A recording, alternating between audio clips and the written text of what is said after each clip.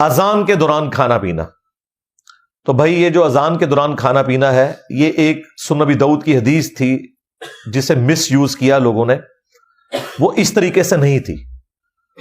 وہ یوں ہے کہ سنن ابی داؤد میں حدیث ہے کہ جو شخص سحری کر رہا ہے اور اس دوران اذان شروع ہو جائے تو جو اس کے سامنے برتن ہے اس میں سے کچھ کھا پی لے جلدی سے. یعنی وہ جو ٹرانزیشن پیریڈ ہے اس دوران. یہ نبی علیہ السلام نے کہیں نہیں فرمایا کہ آپ 10 منٹ پہلے سحری ختم کر کے بیٹھے ہیں اور اذانیں شروع ہوگی اور آپ پانی پینے کے لیے بھاگ رہے ہیں.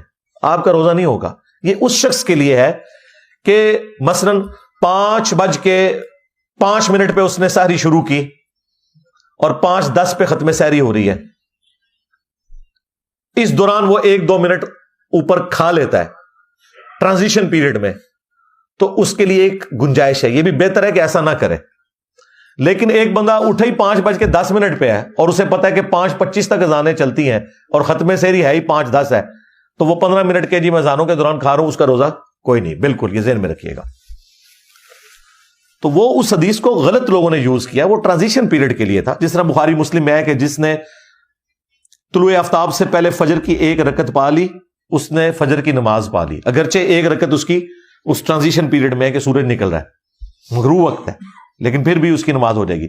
اس طریقے سے اسی حدیث میں ہے جس نے غروب آفتاب سے پہلے عصر کی 1 رکعت پا لی، اس نے عصر کی نماز پا لی، اگرچہ اس کی 3 رکعتیں مغرب کے وقت میں ہے. تو یہ ٹرانزیشن پیریڈ کی بات ہو رہی ہے، یہ ذہن میں رکھیے گا.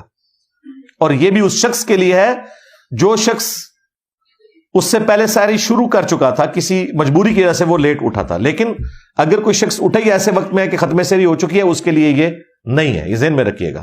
اس کی مرضی ہے، ٹھیک ہے، وہ 8 پیرا روزہ رکھنا چاہتا ہے رکھ لے، ادر وائز چھوڑنا چاہتا ہے چھوڑ دے، بعد میں ایک روزے کی قضا دے دے اگر اسے یہ خدشہ ہے کہ میں کھائے پیے بغیر روزہ چلا نہیں سکوں گا.